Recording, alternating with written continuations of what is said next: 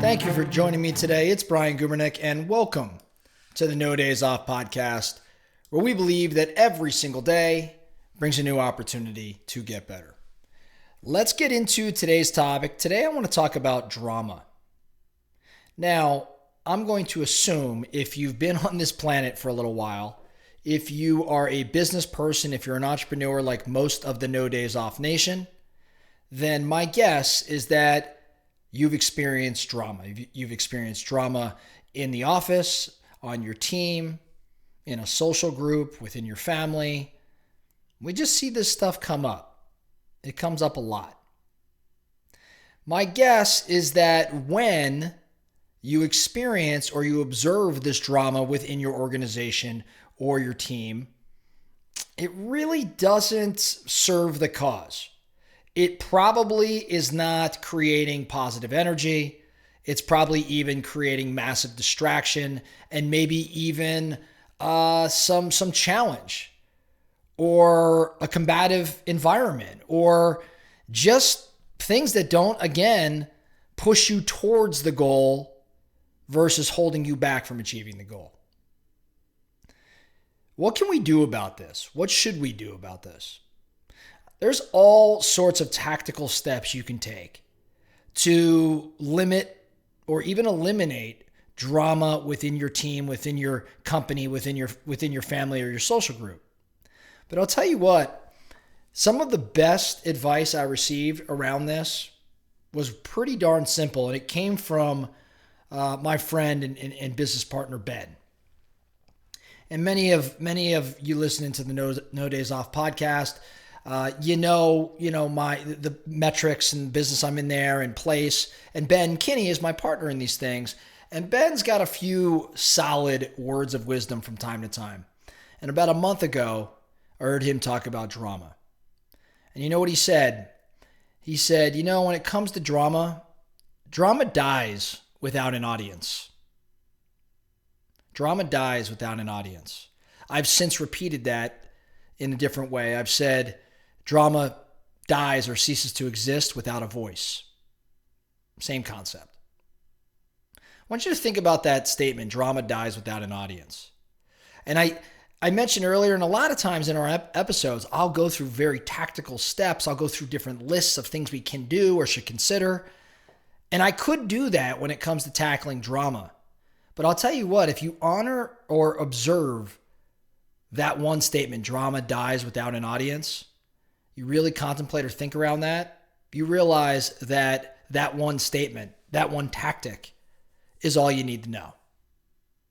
When we think about drama dying without an audience, what we're really saying is that drama relies on attention and it relies on a reaction in order to sustain itself and even build. Without people to witness or engage with or perpetuate it, drama really loses its power and eventually fades away. That statement, drama dies without an audience, it implies a handful of things. Again, it implies an attention dependency. Drama thrives on attention. When individuals refuse to engage in drama or react to it, they deprive it of the audience that it needs to actually persist. This statement also has to do with social reinforcement. Drama usually spreads, and again, you probably have firsthand experience in this. Drama oftentimes spreads and intensifies when it receives reactions and validation from an audience, from others. Without this audience to reinforce it, drama will lose its momentum. How about gossip and rumors?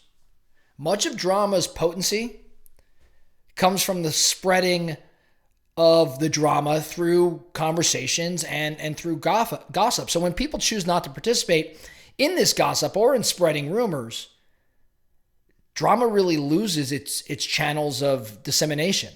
Like there's no way for it to spread. Lastly, when I think around drama having an audience or drama dying without an audience, I think about positive environments or cultivating a positive environment.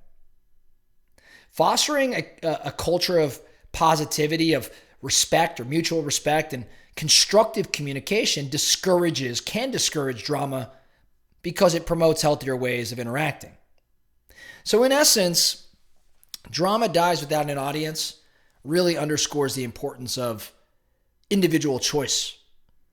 Our choice to refuse to participate in drama and refuse to create an environment that would be conducive to drama thriving, and therefore it in fact dies.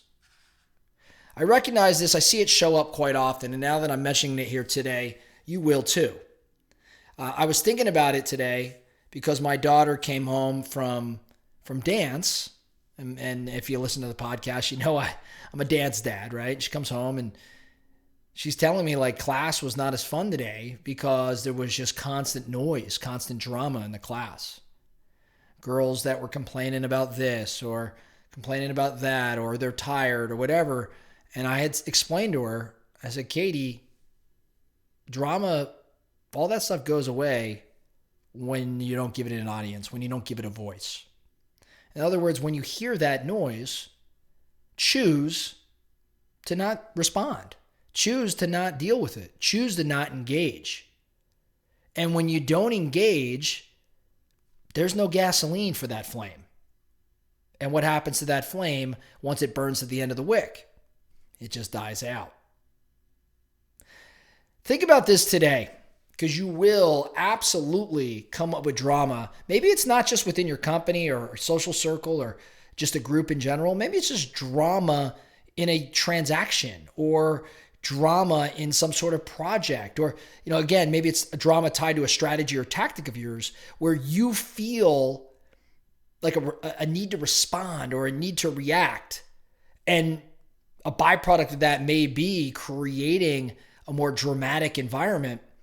I want you to check yourself for a moment and recognize, if I don't feed this inner desire to create this noise because I don't give it an audience, it will in fact die out.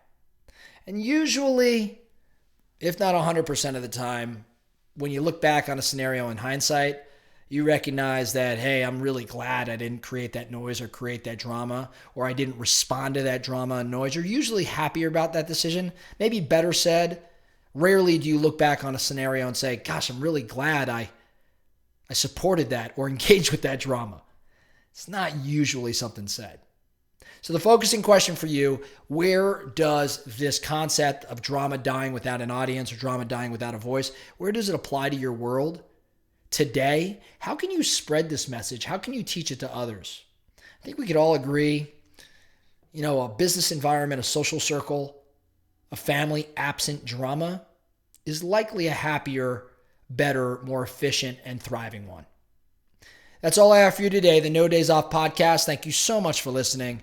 And remember, every single day brings a new opportunity to get better. So let's get after it.